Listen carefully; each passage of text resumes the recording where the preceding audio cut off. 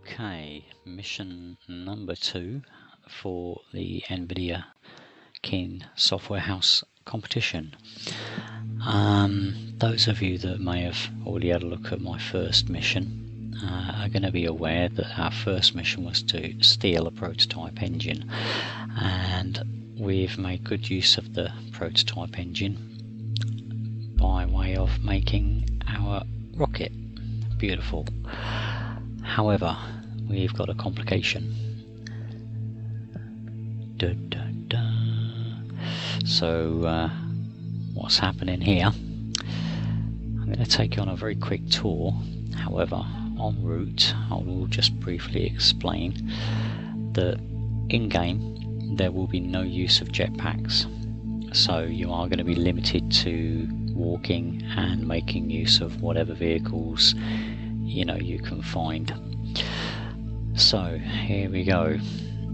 This is the SCC Vantage, which is essentially the enemy's carrier. They've followed us, realising that we've nicked their engine, with a view to essentially taking it back and annihilating us along the way. Now, essentially the ship has been damaged by our defence satellite system.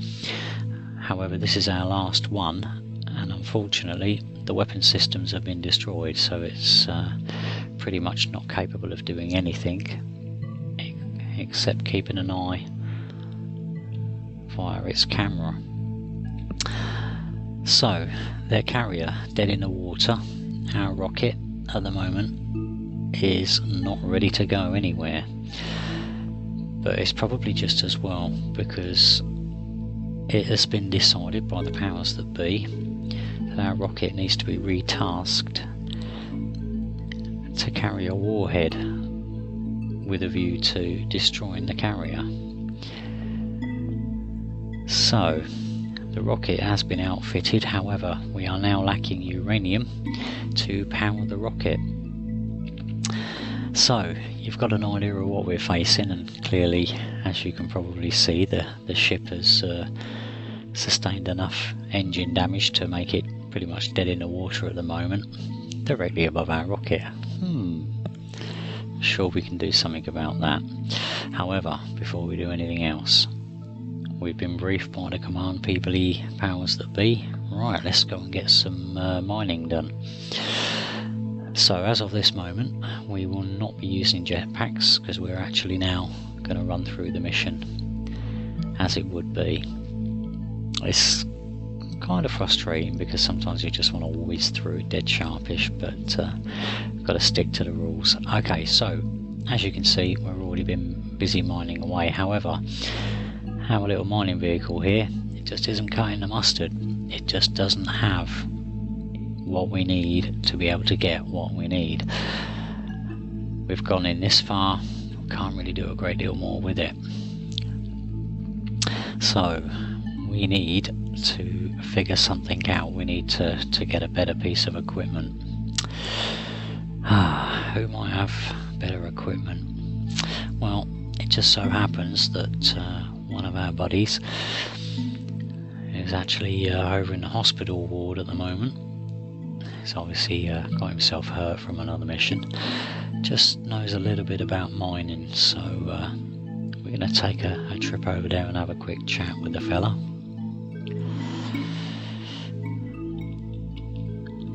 Now, I've been using the sensors to make automatic doors, because frankly it does get rather tedious keep opening the doors manually, and besides we're just using what's already in the game. They're not necessary, to be honest, they're just because I'm lazy, frankly. And away we go. So, up here, where our command post will be. For later on in the mission, that single button there is all it's going to take to launch our rocket. We can use the command chair there, but for now we need to get over to the hospital, and it just so happens that in the cargo bay here, or should I say the garage. Oh look, there's a taxi. Don't ask me why there's a random taxi sitting in our garage, but we are going to make the most of it. And again, just to refresh our memories, we cannot use jetpacks. We have to walk or use alternate means of transport. Okay. And again, fully automatic doors via sensors. And we do have a working elevator over there that does go up and down. You have to excuse the pauses in game, that's just where it's auto-saving. Probably ought to disable that. But for the time being, let's take a trip over to the hospital. Now while we're en route, I'll take a minute just to acknowledge Omega Hunter, Pete Augustine. Sort of helped me out with a few little tweaks here and there. Okay now, so here we are, arriving at the hospital, and there's our landing pad. So our first challenge obviously is to land on the landing pad while it's rotating, which shouldn't be too difficult, he says, hopefully.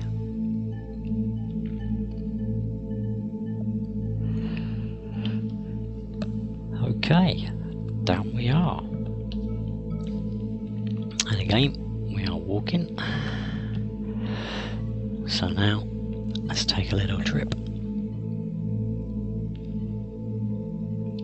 And obviously at this point, because we don't have any AI avatars or whatever, you know, I'm just sort of, okay, just having to, you know, do a dummy little mock-up run-through of how it could potentially, you know, be. So we're having to use a little bit of imagination here.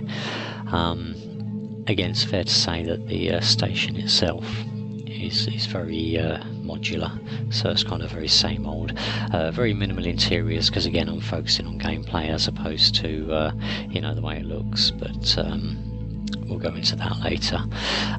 So here we are at the hospital, and we're having a bit of a chat with our friend.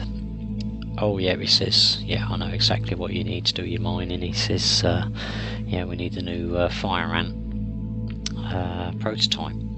So yeah, with that in mind, where do we go and get that from, me old mucker?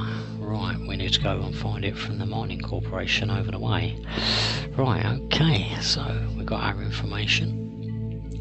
Now we're going to head back. It is fair to say I have deliberately designed this mission so there is a little bit of backwards and forwards in. But then, I'm not the only level designer to ever have done this. So out we go. We now know where we're going, and we need to go and find the mining corporation and see whether or not they'll lend us the right bit of kit. Okay, and away we go. It's a nice little spinning, rotating hospital thing going on there. Unfortunately, this is not exactly the fastest taxi in the world, but gets us from A to B. That's all we need.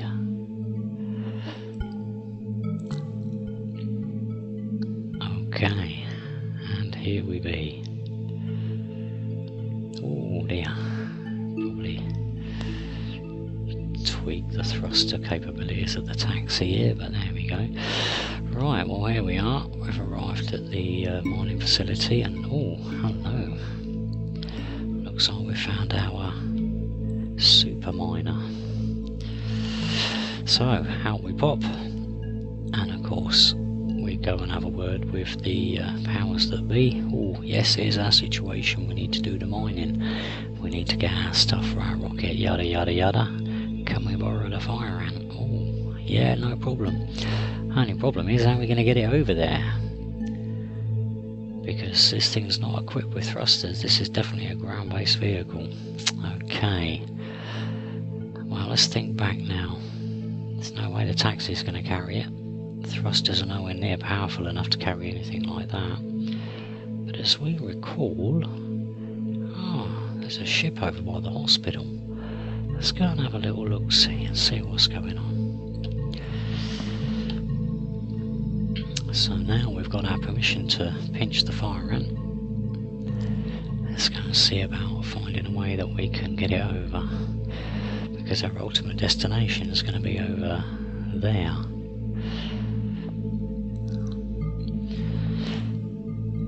So again, a nice awkward silence bit while we whiz over to what looks to be an Explorer class vessel.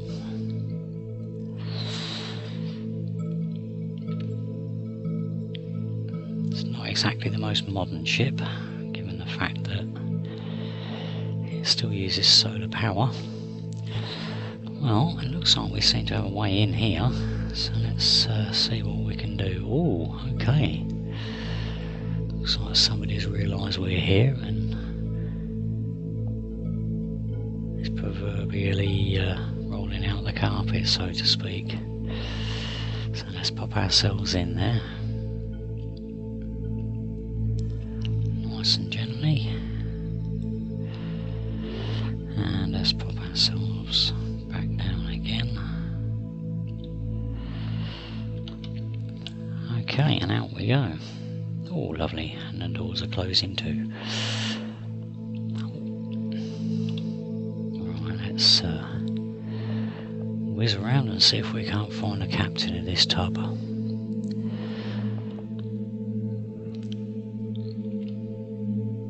Okay, no, there's not sensors on all doors, so that's okay. And again, minimal interior design, gameplay again. So okay, here we are at the bridge. Hello there, Mr. Captain, we need to borrow your ship for a minute, because we need to get our rocket up and running, and you're our only hope, as you do. Slight problem, but the reason the Explorer's here is that their pilot's been taken ill. So he's already over there in the hospital. Yeah, you can borrow the ship if you can pilot it. Well, just so happens we're pretty good at piloting ships, so let's do this thing. Lovely. Okay, so here's our Explorer class ship. Something just to bear in mind, we have a pretty good forward thrust, but we have a negligible reverse thrust and so on. The ship's designed for going places, not for combat, or even really for taxi runs, to be frank, but there you go. Right, let's take our little ship along for a little drive. Now, obviously, when you're docking any ship or manoeuvring it into any kind of position, it's going to get awkward to say the least. Now, I'm doing this without any HUD, just simply because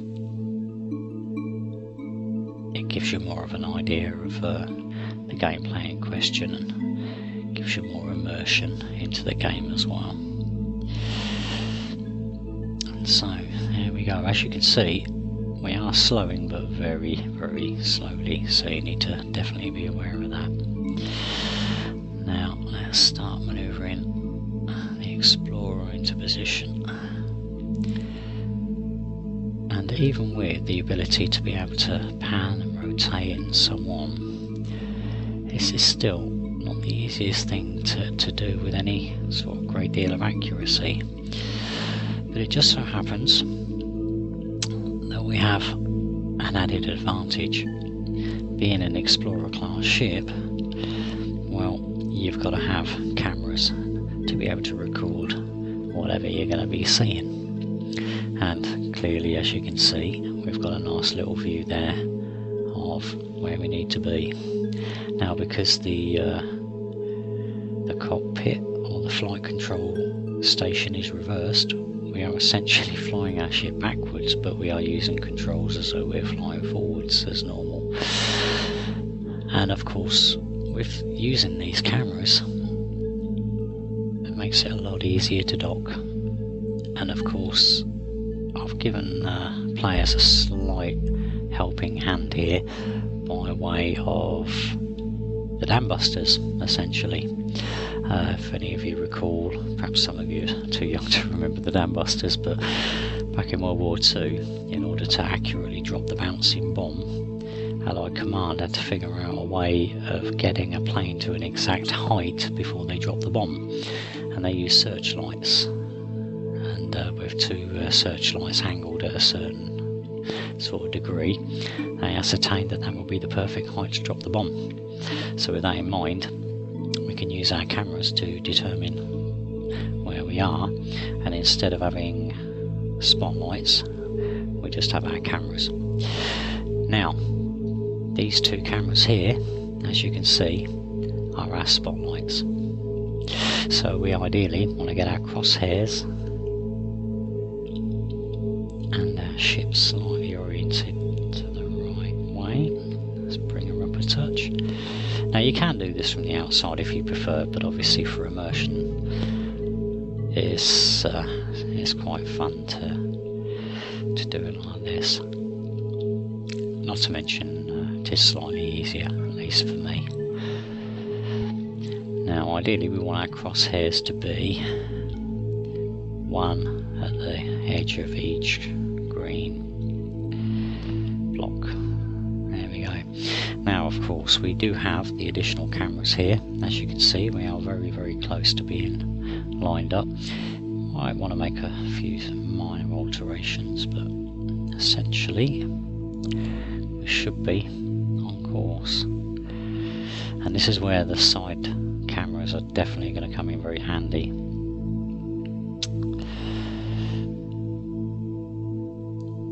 And we are almost there. Okay, now this is where we are going to have to make a slight...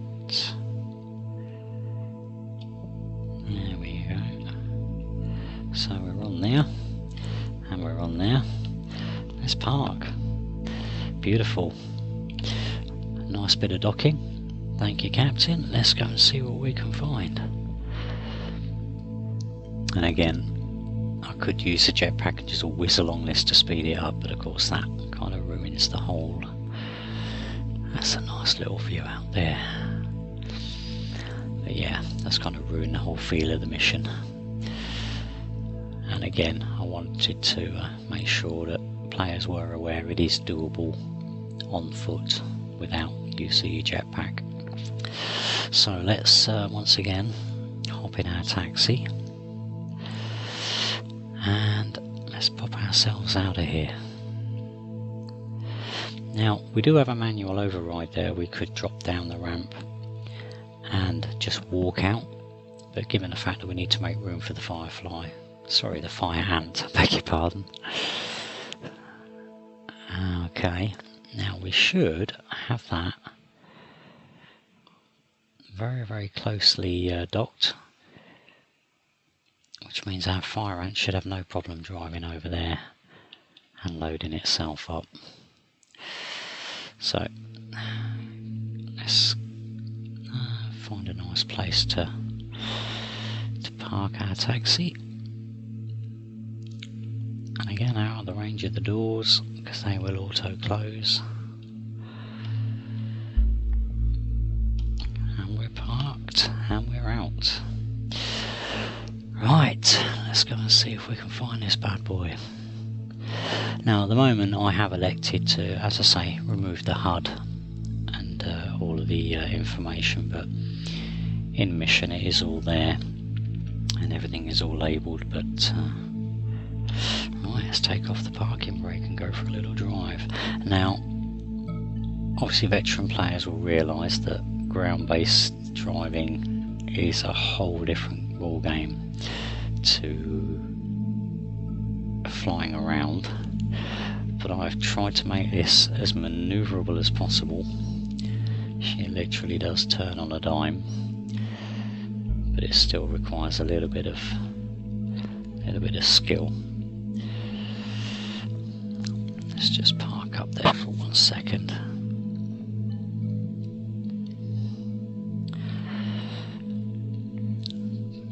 Beautiful. nice and steady now.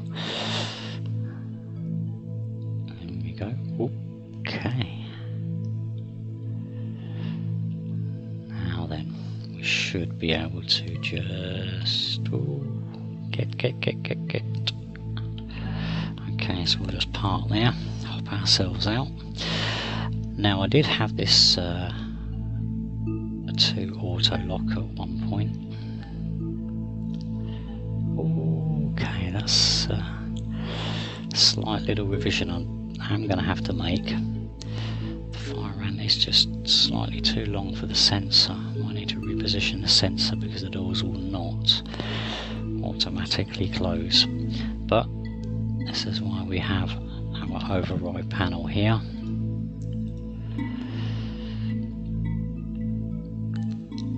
And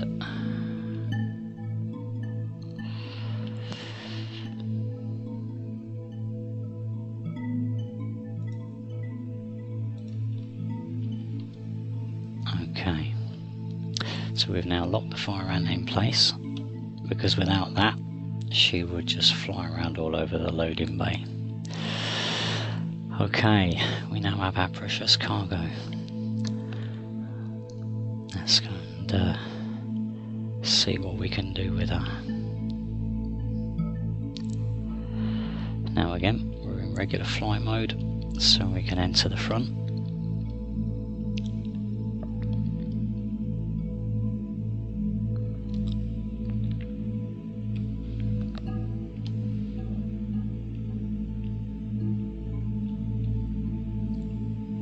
Okay, and away we go.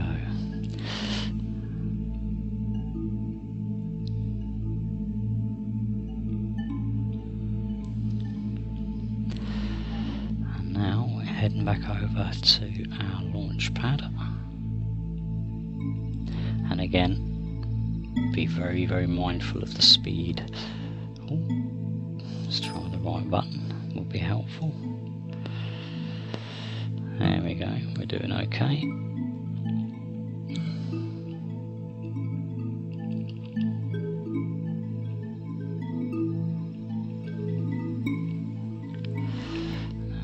Alrighty. And again, those keen-eyed viewers will notice the little green line-up blocks. So let's swing around. Share of the work out of the way, and let's swap over once again. Now, this mission was primarily designed to give players a good concept of camera usage and what have you.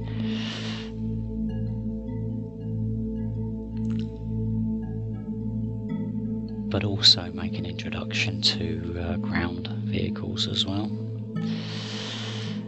Okay, and once again we're using our marker. However, this time, because we've got a slight design change, each crosshair just needs to be in the middle there. And again, nice and steady, using our docking clamps, or should I say docking cameras. We need to make a slight adjustment there, and we're almost there. Let's just check the other camera. Let's just bring her over.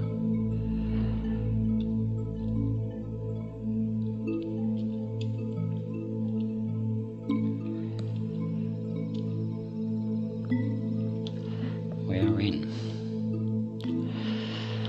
Okay, now let's whiz back.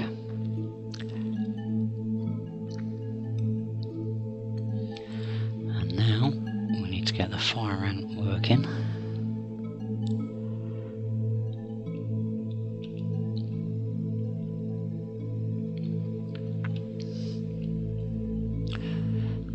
Okay.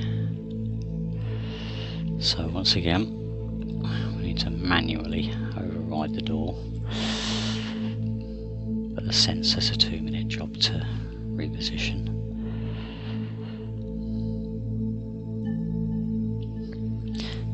again, I'm acutely aware that this is only a mock-up, so okay, and out she goes. Let's see if we've got enough juice to get up there. Ooh, there we do. Ooh, nice and steady. Okay, so now the Explorer is pretty much done what it needs to do. The rest is now down to us.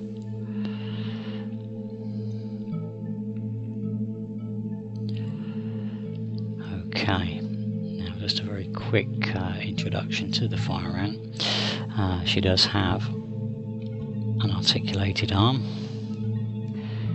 which is controllable via just 2 keys, and of course the drill does work, and she has cargo capacity to hold oars and so on and so on.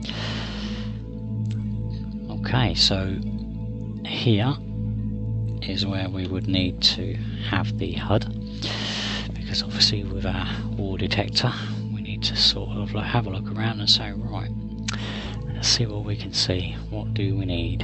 Well, we need uranium. So okay, let's start drilling, and you know, we can pop ourselves out because we're going to need to move this one out of the way.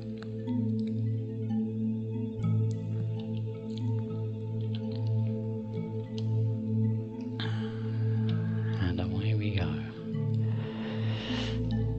It's fair to say there's slightly different design. I do find the rear wheel steering on these is actually a whole lot easier.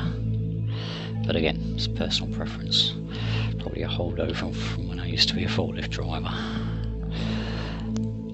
Okay, let's go. I've left the HUD on for a minute because, as I say, we want to have a look and see where the oars are. So okay, let's now assume that we found the oars that we want. Let's do a little bit of drilling, and of course this drill gets to the parts other drills cannot reach.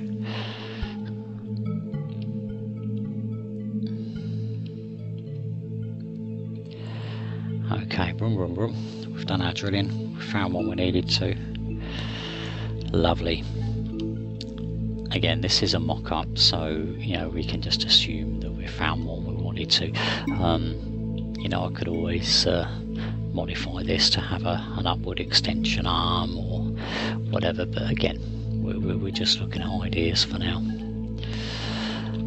And again, she drives just as well backwards as forwards. Now, obviously, having got our oars, we need to deliver it, which is just what we're doing now. Of course, my driving's not really the best in the world, but I do find the small incremental adjustments rather than full-on full throttle is definitely the way to go. Oh, close, close. Beautiful. Okay. So, okay, we're assuming that's locked up. I'm not going to sit there for 10 minutes just trying to figure that out. So boom, right, we now have our fuel. And now comes the fun and games. We need to take that bad boy out now before it's too late. So our ore is processed, automatically transferred to the rocket. Let's go and have some fun.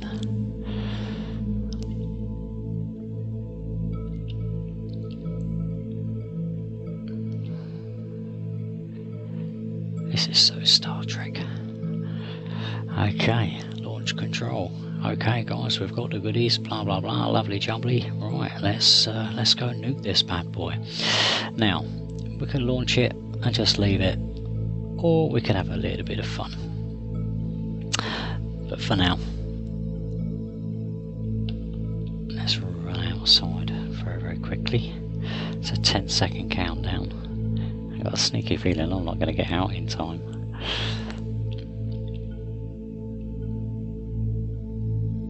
But that's okay, because I've made a save and probably whack some other footage just to show. Oh dear, that door's not letting me through. Oh, there she goes. She's away. Gantries have retracted. Rocket's off and away. It is actually worth noting it's a multi-stage rocket, so it does separate into 4 individual stages. But for now, ooh, that looks like a direct hit. Away goes the carrier, and we're safe for another day. So there we go, that's my second mission mock-up, which has introduced a few extra elements, ground-based transport and so on. I've added some other tweaks and what have you. I'll probably add those on. Thanks for watching, and I look forward to seeing what everyone else has created, so take it easy now. Bye bye.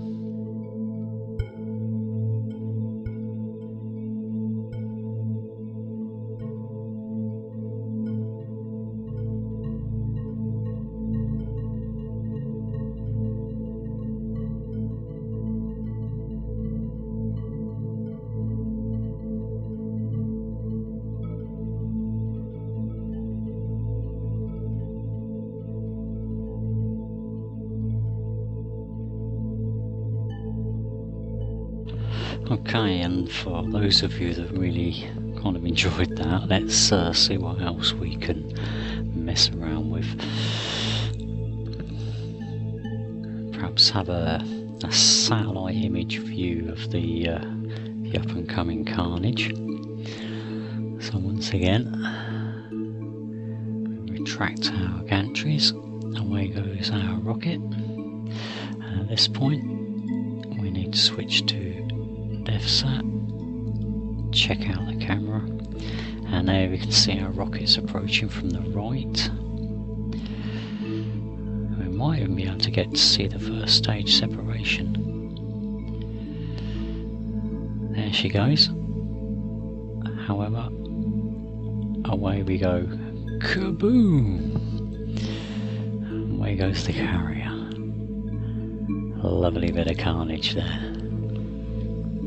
And finally, we'll just follow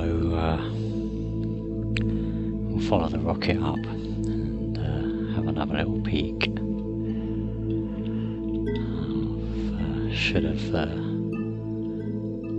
that's it. Inertial dampeners are off. First stage separation. Oh, okay. Guess something went a bit awry with the programming there, but that's okay. I guess that's just helping. And boom! God, that is just lovely to see that. And of course, the carnage is quite complete there. Never get tired of seeing that personally, but there you go.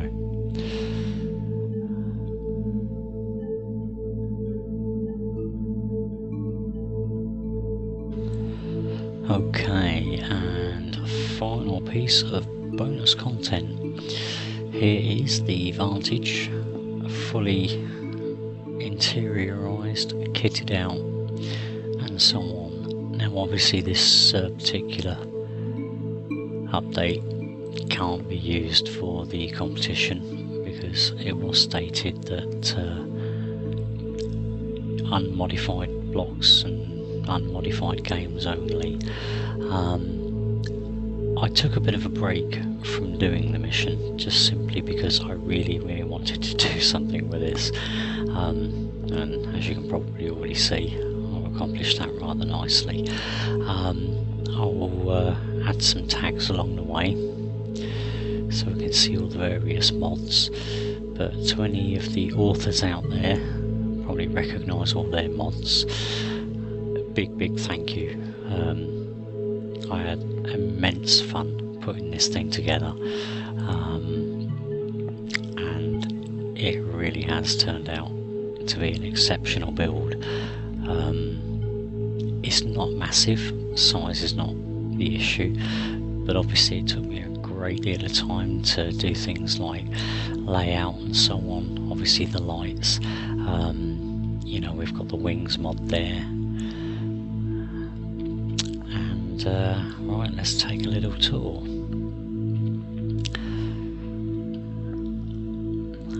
Again, I'll add the captions as we go through, because there is a lot to see.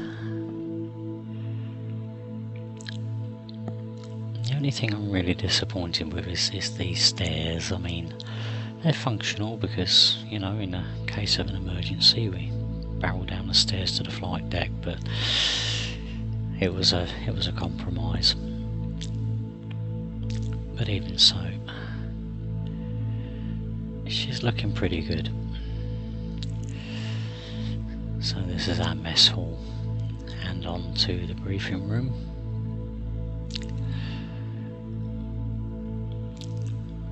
With various bits and bobs. Communications room. I mean, it's all straightforward, as you can see. I mean, the guys that made these mods, they really are the unsung heroes, because we all use these mods, and a little message on a forum only goes so far. So this is my main bridge, along with your flight controls here. And again, I can't think of a single player that doesn't use these Colts console mod. But what I've added, should I say, is the ability to turn off the bridge lighting and go to red alert, just in case we need to.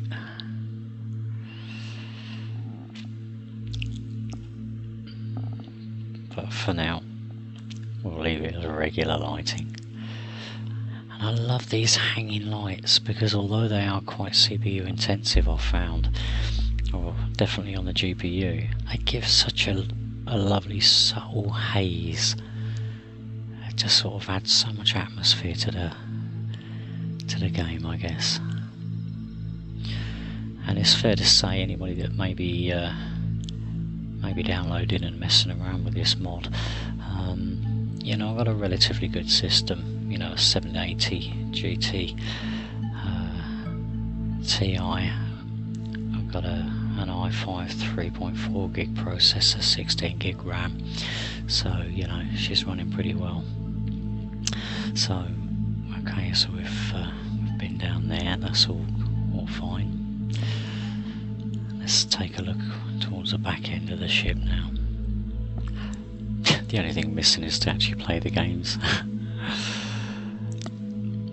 Okay, so we have crew quarters and living quarters. Again, just kind of filling out the rooms.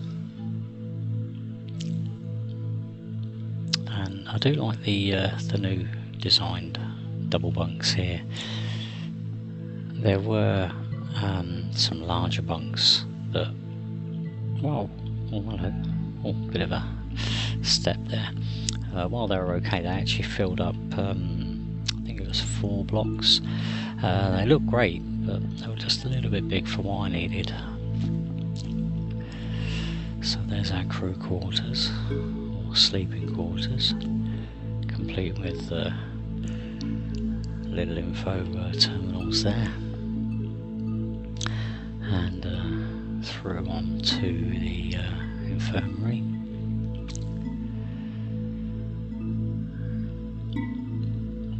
And again, guys at Dead Tech, amazing work. And you know, all of the interiors, you know, there's just no comparison. I mean, wow. I mean, just signs like this can just make all the difference to a game, just visually. However, having said all this, it is fair to say that I always favour gameplay over looks.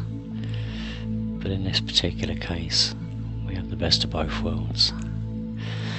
So up there we have the engine room and so on. We'll take a look there in a minute. And the cargo hold, which I'm actually really impressed with because that just looks just so good. And again, the hanging lights there just give a nice subtle haze. So there's our cargo hold. And we have here, yes, so here we have the gravity generator, which is literally just a gravity generator. And finally we have the office. Doesn't look too impressive with all these blue screens, mind you. And we'll just finally take a quick peek up towards the engine room. And both the stairways lead to the same place.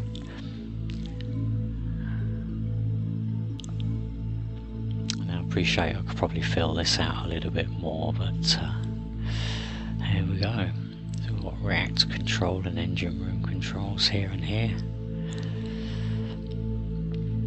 And there we are. That's a very quick tour of the SCC Vantage. And of course the irony of it is, even despite the fact that I've got multiple saves of this and I've made a copy in the blueprints, I just haven't had the heart yet to nuke her or destroy her or even send her into battle. And again, I've still got a few minor mods to do, for example sensors to automate the door openings and so on, but small potatoes really. Let's pop ourselves out, and there she is, the SCC Vantage.